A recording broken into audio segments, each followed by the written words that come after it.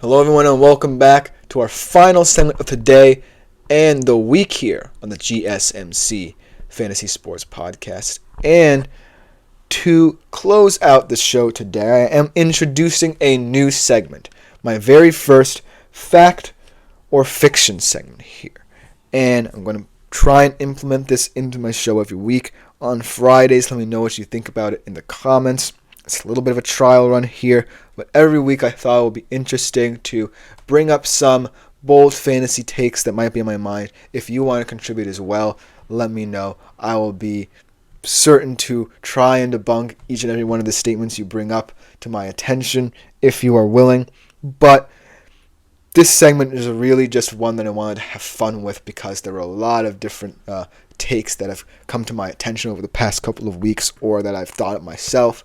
But let me know what you think ultimately after this is all said and done. Without further ado, I picked 4 particularly intriguing, kind of controversial takes here from the fantasy football world. And not for nothing, they are very challenging now and I'm looking at them. But just let me know, bear with me here. This is a new trial run here for the segment. Without further ado, let's get into it. Starting off with a team we're all too familiar with now after this episode, the Jets and their offense. And the statement being the Jets' offense is kind of on the ropes. Now, originally, I was going to say a little bit of a fact here because when this was written before Adams, I wasn't necessarily taking too much stock in the Buffalo game because I didn't see enough to truly convince me that the Jets' offense has turned a page. And even after the Adams trade, I'm going to say I'm a little bit on the fence here, but I'm leaning towards fact. Because all of these weapons that you already had are now on the ropes. I'll kind of make it more succinct in that regard. Make it be more of certain players rather than the whole offense. Because there are some aspects of this offense that really will stick out a lot. Being, the Rodgers, Lazard, and Adams connection and how they look. But at the end of the day, Breece Hall, Garrett Wilson, guys of that nature are kind of going to create a little bit of tension here if there's no real rapport or chemistry developed between the hierarchies of this offense. And so that's why it's kind of a weird one because you don't necessarily want to put all of the eggs in the panic basket, but I feel like this trade is going to do more harm than good in the long run. And not for nothing, I kind of feel like in a fantasy perspective, it's going to be brought to light way more than perhaps what people see in real life. Because in real life, you're going to get caught up in this trade. You're going to get caught up in the excitement of Rodgers having 2 of his guys, not 1 but 2 of his guys on this team. And so I feel like from a fantasy perspective, it's really dire straits. And you might have to, as a lot of you commenting have already alluded to, sell high on some of these guys. That's just my first opinion. This one is really a kind of mind bender here. The Panthers' offense could, in theory, be solid in fantasy. Now, hear me out here, because this one is also on the fence, and I was leaning towards fact. But I'll also kind of change my tune a little bit, change this kind of take here, to say that some of the Panthers' offense could be solid in fantasy. And what I mean by this is, a lot of it comes down to A, how long the Andy Dalton train can keep rolling, and B, how the Panthers now feel about Jonathan Brooks potentially coming back. Because if Jonathan Brooks comes into the equation for the Panthers, and I had a really nice segment before the season talking about him coming back in terms of his injury and fantasy implication-wise as well, if you want to go check that out. But I feel like, this Panthers offense is kind of someone who, or kind of an offense that has bright spots, but it's heavily reliant on too much of one thing. And that is Andy Dalton continuing to succeed. Because, yes, Andy Dalton can rejuvenate an offense, but he can't redefine it. And going forward, I don't necessarily feel like Andy Dalton for the season is going to consistently look like the Andy Dalton who we've seen coming up in place of Bryce Young. And so, guys like Deontay Johnson, guys like Chuba Hubbard will have a lot of value now. And those are the guys I'm really wanting to point out when I made this initial statement.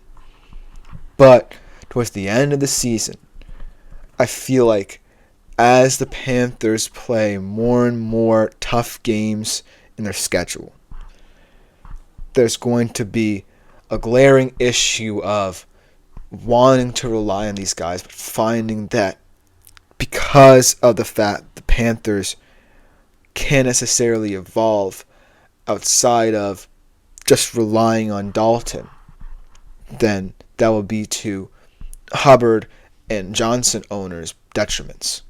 So, for now, I'm going to say semi-fact, just because I like the Johnson Hubbards of the world, but it could lean a little bit more towards fiction by the end of the season. And right now, I am starting to want to lean a little bit more towards fiction, even though I am firmly sticking with quote-unquote semi-fact here. And the next one is also another Panthers one. Andy Dalton potentially being a top 5 fantasy QB this week. I went wild and wacky here for my first fact versus fiction segment. But there is a certain kind of truth to the sentiment here, right? Because the Panthers are playing the Commanders. And a lot of the questions will fall on the Commanders' defense's shoulders when we talk about the Washington Commanders as contender. I'm not worried about their offense in this game because, of course, the Panthers' defense is still one of the more atrocious ones in the league. But I feel like the Commanders' defense is one that, can keep them in games. But in games like this, against inferior competition, you're going to see them slip through the cracks. This kind of reminds me of the 2021-23 Seattle Seahawks defenses, where their offenses would do enough to keep them in games, but their defenses against inferior competition, would kind of drag them down a little bit. The reason why I went so bold to say Andy Dalton could be a top 5 fantasy QB this week is because of that Commanders defense and because of the high all his weapons are riding. But now I'm going to have to lean towards fiction just because Andy Dalton also has way too much pressure leading this offense. And not for nothing, I feel like Deontay Johnson is too specific of a receiver to really shine. And eventually, some of the pieces to this puzzle will stop falling apart. Eventually, we're going to start to see the loss of Adam Thielen for an extended period of time come into full effect in a game like this. And while I feel like Andy Dalton could have a good game still, I feel like he can take those opportunities that this Washington secondary will give him. I still feel like it's not going to be enough to be a top 5 performance. I could see potentially a top 15 performance for him, but not so gaudy to be in the top 5. And that's why I have to lean a little bit more towards fiction. But the last one I want to bring to your attention before we end the show, Vikings defense. Top defense overall, or top 5 of the week. And this one, I'm kind of saying fact on. And a lot of people might be surprised by that just because this has been their toughest assignment to date in terms of what the Detroit Lions offense presents. But I still like them a lot. And not for nothing, I feel like Brian Flores does more pre-snap to confuse opposing offenses than any other defensive coordinator in the league. And I feel like he's utilizing players who on different teams might have been seen more as role players to the best of his abilities and bringing out their best traits. And I love their offseason additions as well and how they've really impacted this team. I love Van Ginkel, I love Greener, and I love their depth in both the secondary and the linebacker position. They're just a team that, by hook or by crook, through the defensive side of the football, have enough physicality to really hurt good teams. We've seen it consistently, and like I said, toughest test to date for them this weekend.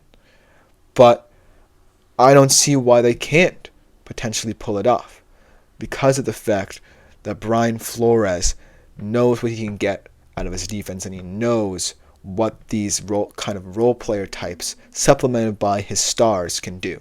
And so that's why I'm really high on the Vikings defense this week, and that's why I'm stamping that take as a fact. Let me know what you think about this segment in the comments. It was really fun to do.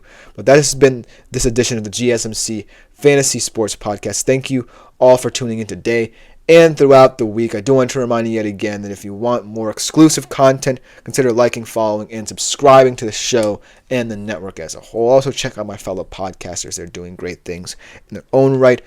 As always, if you want to continue to interact with the show more directly throughout the live setting, keep on using the Super Chat, Super Thanks, and Super Stickers features.